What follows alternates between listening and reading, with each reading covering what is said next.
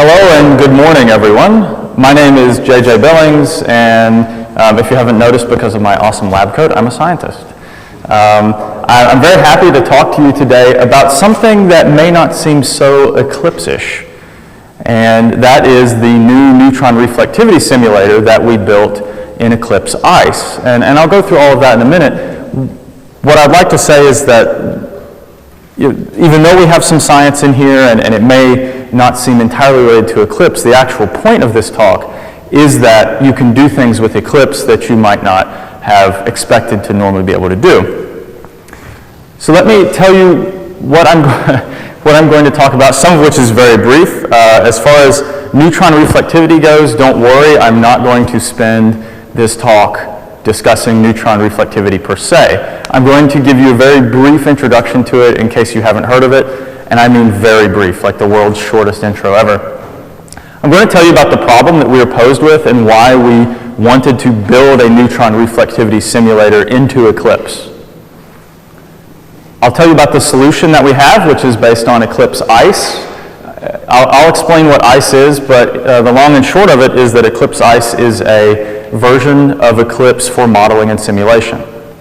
And you can do all that you would normally expect from rich client platform applications just for modeling and simulation. I'll tell you about our solution. I'll show you the software live, and we can take a look at that. And then where we're heading with this in the future. And in particular, where we're taking the neutron reflectivity work, not so much ICE. Now, some of you who have attended my talks before are probably thinking that this is going to focus mostly on ICE and the framework and how we do things.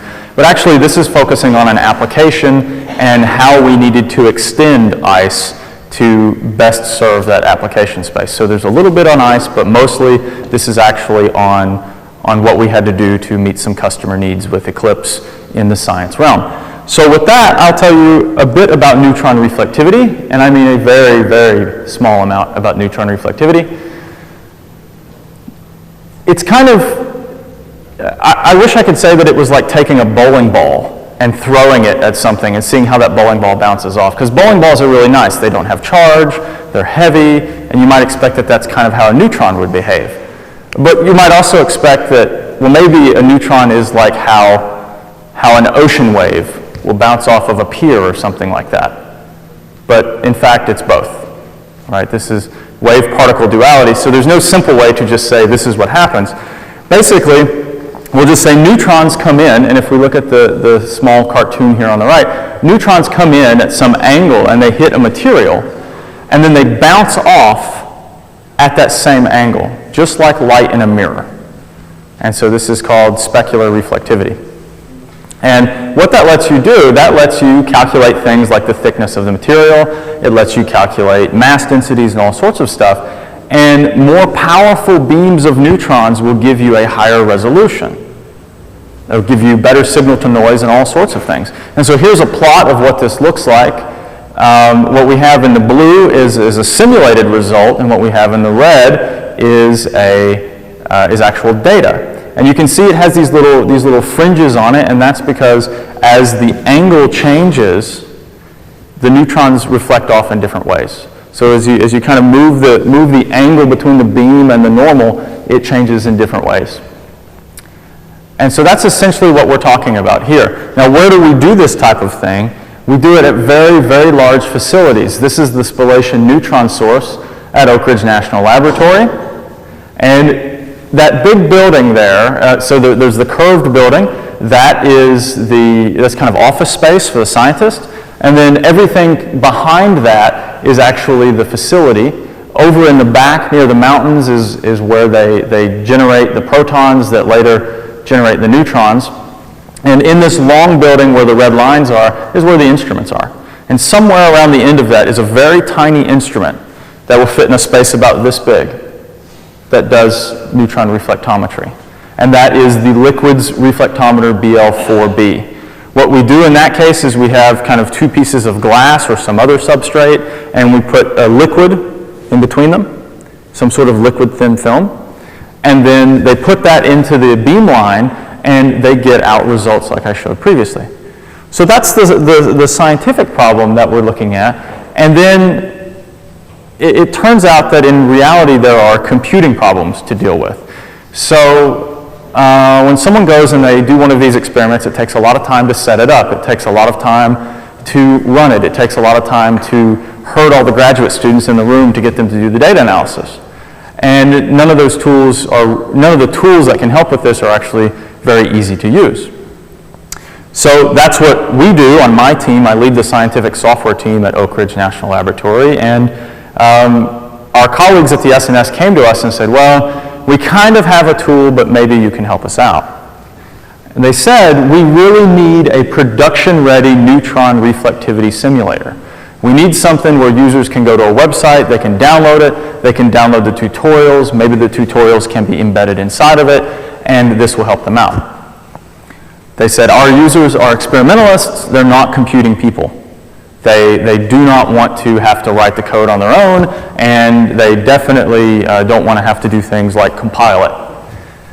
Our current solution, they told me, is physically very sophisticated. It does some really awesome physics, but it's not very user-friendly.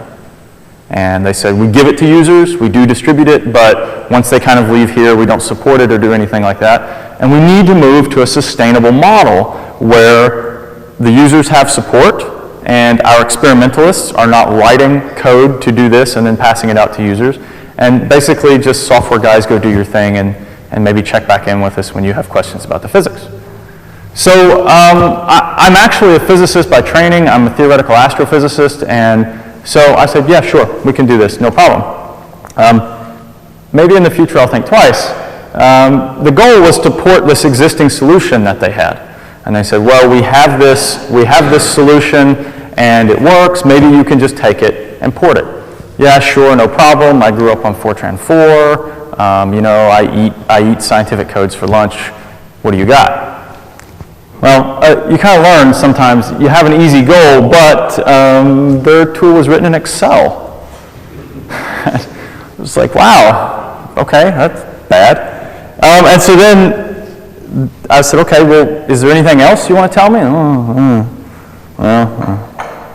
It uses Visual Basic embedded inside the Excel. At this point, I felt a little, it was pretty bad. And then they said, oh, and by the way, all of the data is embedded. So the whole material database, and then when the users use the beamline and they get their results and they want to put that into the model for comparisons, they have to cut and paste it and put it into Excel. And at this point, I'm kind of like, oh man, this is bad. And I'm flipping out a little bit, and my question is, well, what does that really look like? Here's what it looks like. And it looks like big old sad kitten tears. I was really sad. They showed me the code, which you guys are going to see. And it was like, yes, we definitely need to do something about this. We cannot continue to give this to users. I totally see the problem.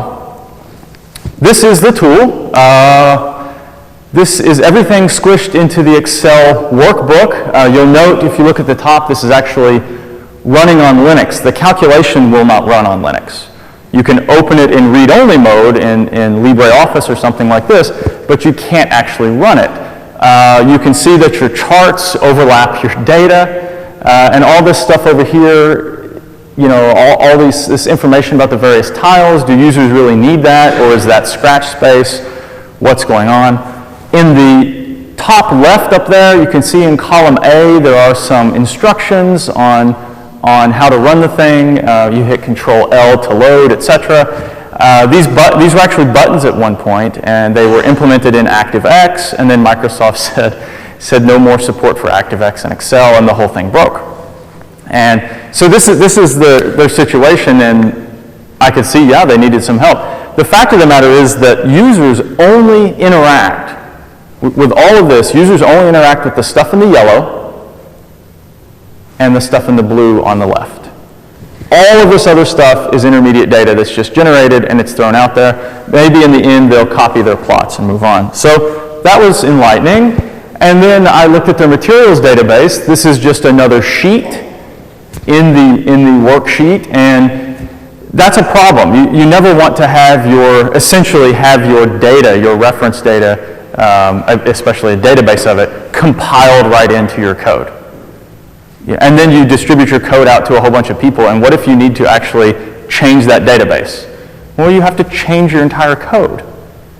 And then if you have a database where you can do things like put in undefined values, dash, dash, dash, or you can put in nans, and so I have a nan highlighted there. It kind of looks like a number, parentheses 12.32a. It's probably a number in some labeling system, but it's not something you can compute on. And then we have complex numbers, which we'll just kind of throw in there. And so this database had not been audited in a long time, and there were some problems with it. For example, some of the columns were actually not used, and that's why they could have bad values. When it's presented in this way, users will tinker with it as a matter of course. So this was pretty bad, and we knew we had to do something about that as well. So here's the state of the art, and this is where I maybe should have thrown up my hands. This is the Visual Basic. This is some of it. It was not a lot of Visual Basic, maybe 1,000 or 2,000 lines. And so I spent a lot of time in the little Visual Basic editor figuring out what was going on. You can see that most of this code is what you would expect from Visual Basic, which I hadn't programmed, I think, since the 90s when I was hacking a VCR or something. And it's very procedural for most of it. But then you see you have these weird statements in here where you're getting ranges, and they're almost these kind of functional accessors for the spreadsheet. And it's completely confusing. For example, if you look here in the lower right where the arrow is coming from, QC range, offset, blah, blah, blah. And if you start to think about it for a second, you realize that if you move a cell in the spreadsheet, you break the whole program. So, kind of terrifying. When we talk about giving this to users, it's also a question of where can we use it. And the scientists, at least at Oak Ridge and in the DOE complex, really use Mac more than anything. And so we have Windows machines, but no one uses it there. And so it was we're kind of imposing on them. And then we could give it to them on Mac OS, but actually it didn't work. So maybe they could read their data, they could run it on a Windows machine, put it on Mac, and look at it, but it wouldn't work. I finally hacked it to get it working on a Mac because it is what I had with Excel installed. But that's not a reliable solution. And then on Linux, you can forget about it. On top of that, there are absolutely no resources for this older code for users. They can email the original author, John Ankner, who's an awesome guy. He's also a very busy guy. So we're kind of looking at all these issues where we have some code that needs to be redone, we have kind of some community things to worry about, and it's like, well, we really need to do this differently. When it came to requirements, they said, you're going to make a new code. And I said, okay, what are your requirements? First question you ask, right? What are your requirements? Just port it. You're the software guy, just port it. So that's really good. I like having artistic license to do some cool stuff. But what's really bad about it is normally when you get a requirements list that has a few requirements, that means things like no test cases. It means that if you have users, they're probably not a user community. They probably use your code once or twice and throw it away. You don't have a sustained type of community. I couldn't go to a user and say, did I break your stuff? The team at the time, the experimentalists, did not have any experience with workbenches. And that was bad because at the time I showed them Eclipse and I said, well, here it is and here's what we can do with ICE and everything. And they were like, oh, well, we want that. And that was kind of where the list ended. They did not have kind of a set of features. I can tell you though, when you're dealing with really brilliant PhD scientists, it takes them about 5 minutes to come up with some stuff that you can't do in your workbench. And so I talk about some of that in the future work section. So by the end of it, and we met last week, they're all about the workbench and love it. And so that's one of the things where you start maybe moving them out of the traditional Microsoft-influenced workflow into something more usable. I'll tell you about our solution now. I don't know, My guess is that not too many people in this room have heard of Eclipse ICE. We're kind of a small Eclipse project. Show of hands, just so I know. Yeah, so good. Maybe a third of people, science working group people, have heard of Eclipse ICE. So let me tell you about it. No. So I'm doing this from Google Slides, and sometimes it complains. So Eclipse ICE is I'll say a flavor of Eclipse. We are a fully functional workbench that focuses on modeling and simulation. So if you look at Eclipse JDT or Eclipse PDE, you're looking at Eclipse focusing on code development, specifically for Java or the enterprise or the Eclipse platform itself. Eclipse ICE looks at code development, for scientific code. And this is actually a little sample of code from ICE itself in the black there. But it really focuses on these 4 other tasks: creating your input files. Now, when you're creating an input file, you might be talking about something that is written in a dead language akin to Mayan. You might be launching your job on a really huge machine, analyzing your input. Can anyone in here read that binary? Yeah. That's the word binary written in binary. And the point being that now we generate and store all of our data in a form that humans can't read, and then archiving that output is a challenge. So this is what ICE does. ICE does it very well. We're not a big Eclipse project. We have a few hundred users. In the DOE community, that's actually quite a lot, so we're happy. The idea is to take all of these requirements and hide them. ICE works pretty much everywhere. And we have more places coming. We're doing a lot of things. We do a lot in nuclear energy, data analysis, batteries, and quantum computing. We're starting to do more in astrophysics. Advanced materials is actually, there's quite a bit of stuff in ICE for that as well. So if you want to do some modeling and simulation with Eclipse, ICE is a pretty good place to start.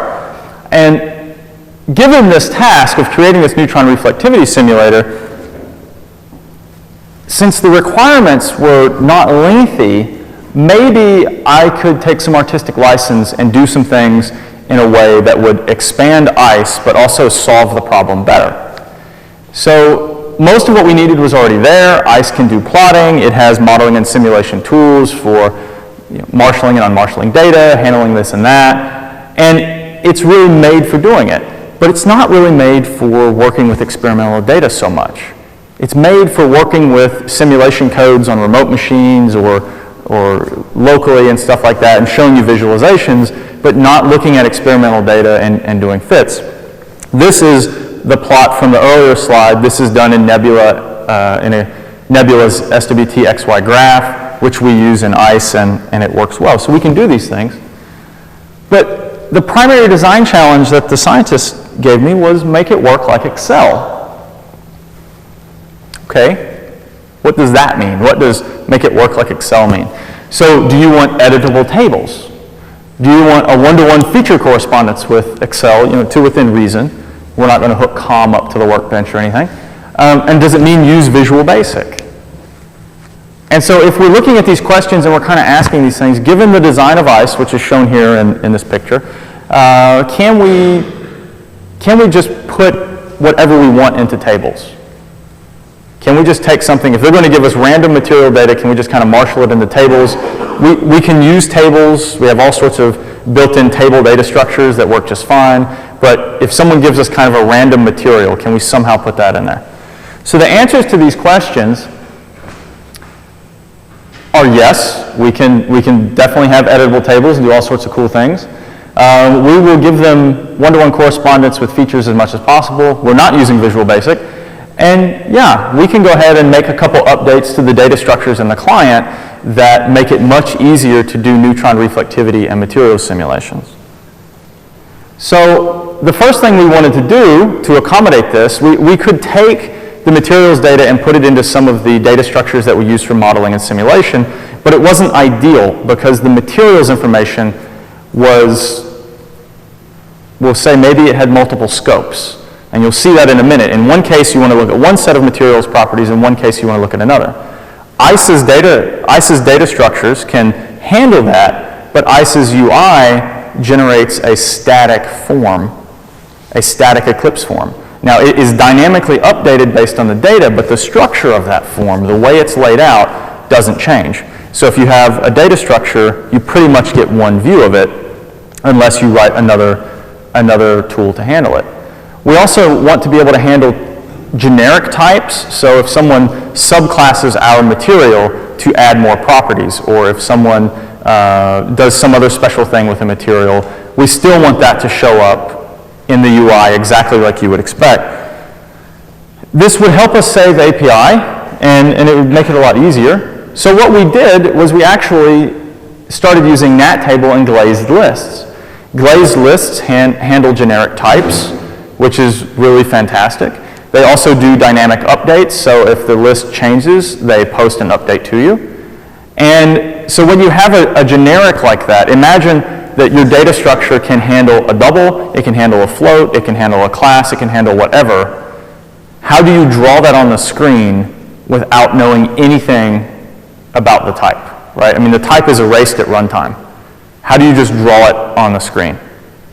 And this is what we were trying to enable. So if we use GlazedList, we can create some providers that we essentially put with that list, and as it moves around, whenever someone wants to pull something from the list in the proper context, they can use this provider.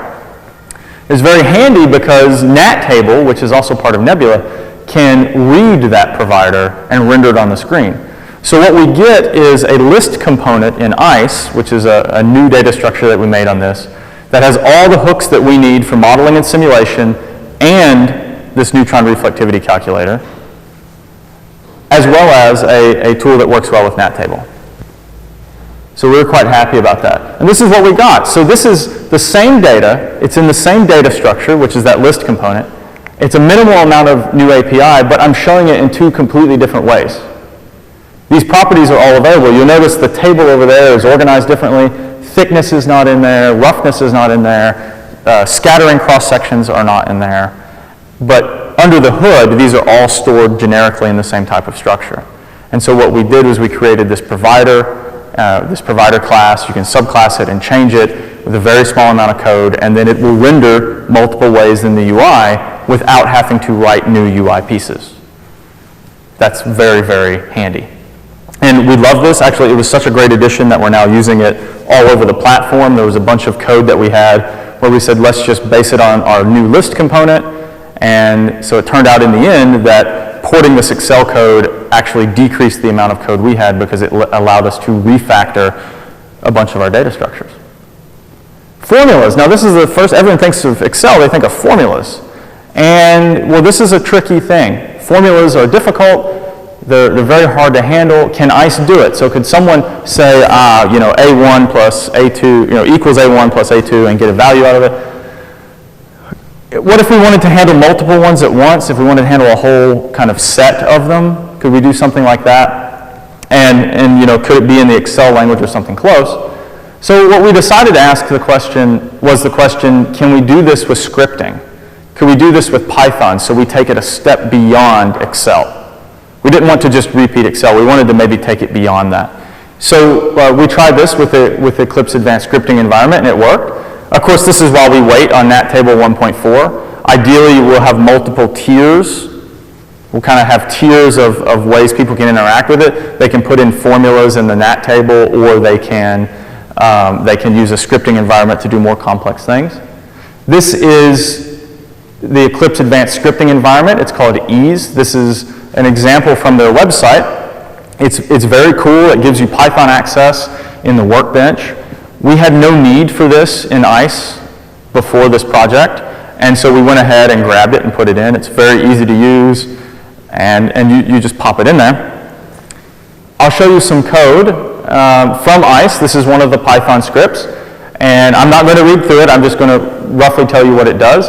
It solved all three of those problems, and it lets us do things like get core services and create items under the hood, and then you can see we start to set up a big loop there where we can do something like apply a really strong constraint.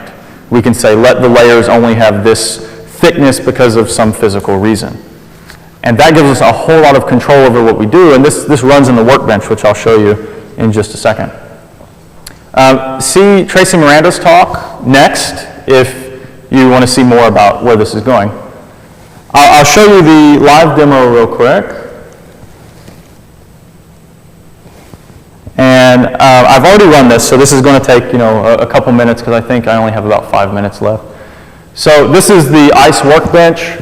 Like regular Eclipse, you have perspectives, you have all sorts of stuff. And the way you start in ICE is you just hit the green plus button. Of course, you can always right-click things and generate new files. And so this reflectivity model went from the Excel spreadsheet to this. And so now this is my table. Remember, the only part of that spreadsheet that was needed were the little rows in yellow. That's the only thing the user had to interact with. They had to set some small properties also, which we put in the properties bar. They have to set some incoming data that they need, and that's a very small file. So we put this in the properties bar, and we put the table at the top, and all of a sudden this makes sense. I don't have to say what's in all these tile entries, what's in this, what's in that, why do I have all these other tabs? It just makes sense. Now once I run it, which I already have, my plots come up. And forgive me, the resolution on the projector is quite low. Once the plots come up, I can just put them side by side.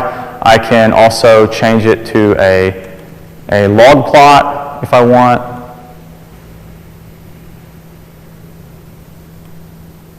Although admittedly, this takes a little while. And there's a GTK3 bug in Linux that makes it difficult, but anyway. Okay, and so there it is. Now we have a log plot. I can also right-click this guy. I can add the data to it. And thank you. And so now the data is plotted on there, and I can do it that quickly. That is, from a user perspective, it takes about the same time to solve the problem in Eclipse. From a runtime perspective, it takes 100 times less. It's much faster. So this is what the tool itself looks like. Now this is all persisted. If you look at the workspace, you can do this in multiple projects. You can do this in multiple projects, and so you can expand them. And for example, here's one of my Python scripts, and I don't know why it didn't highlight, but whatever. So this was written by one of our summer students, so this is really great. And you can actually just click and drag this guy into the ease shell, and there it goes. It ran the script. You can have multiple projects and do all sorts of things. So this tool is quite a bit different, but better. So since I only have a few minutes left, I kind of rushed through the live demo, but that's what we've got now instead of an Excel spreadsheet, which is, I think, pretty nice. Here's another static picture of it, just so you can kind of see how it's laid out. It still looks almost the same for the users. If we go back to that Excel spreadsheet, you'll see the plots are at the bottom, the tables at the top. We just took out all the other stuff that they didn't need to see anyway. And then under the hood, we implemented the Neutron Reflectivity code. So the future. We need to make it more Excel-like when you're editing the formulas. So we want to have a table where we can go in and put formulas and everything. I just learned this morning from Dirk that this will be available in Nattable 1.4, and we're super excited about it because that'll meet a big requirement.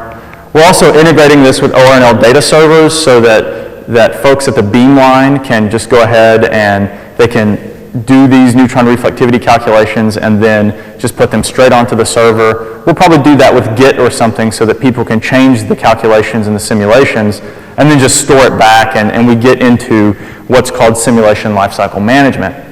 We've made modeling and simulation easy, and so then let's try to do things where we're tracking the way people do it, recording methodology and all sorts of things.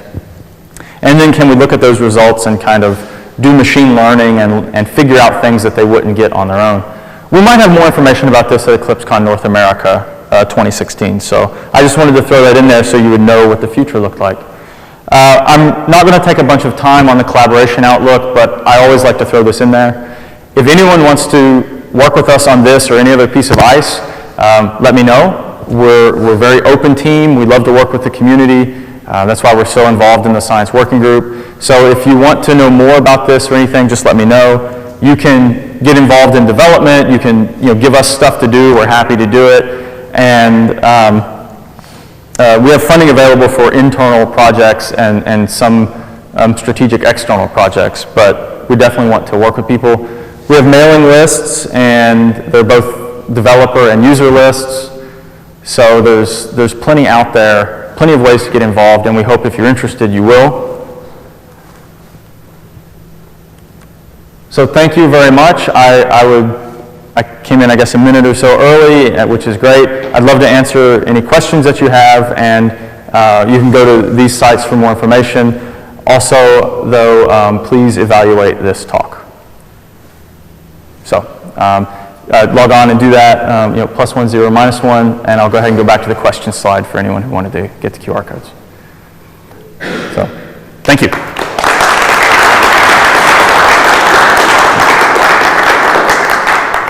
So, do I have time for a question or two? Like 2 minutes, 3 minutes. Okay, great. Any questions? Hi. My recommendation, as you told you want to share data or binary data via Git, I would not recommend to do this via Git because subversion is better to share binary data. Right. Git explodes after a while. Right. We're lucky in this case that it's not binary. Okay. This is this is one of the few cases where the data is not actually binary. So that's really good. Any other questions? Okay, great. Well, I hope this kind of showed how you can have really weird applications of the Eclipse platform. And if you have any questions, just let me know. Thank you.